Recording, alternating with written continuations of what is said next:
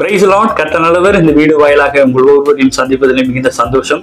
நீங்க நல்லா இருப்பீங்க. இன்றைய நாளுக்கான வார்த்தை நான் உங்களுக்காக வாசிக்கட்டுமே.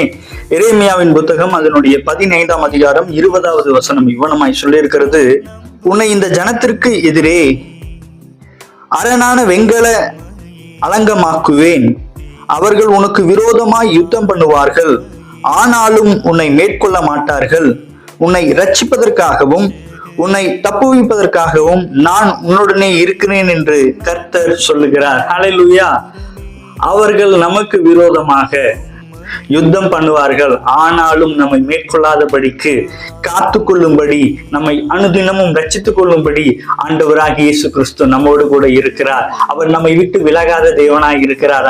அந்த தேவன் நமக்காய் யுத்தம் பண்ண வல்லமை உள்ளவராய் இருக்கிறார். ஆம் தேவ பிள்ளைகளே, அவருடைய ஜனமாய் இருக்கிற நமக்கு அவராலே ரட்சிப்பும் அவராலே பாதுகாப்பும் எப்பொழுதும் நம்மோடு கூட இருக்கக்கூடியதா இருக்கிறது. கர்த்தர் தாமே இந்த வார்த்தையின் மூலமாய் உங்களை பலப்படுத்தி சகாயம் பண்ணுவாராக. Have a good day. Praise the Lord.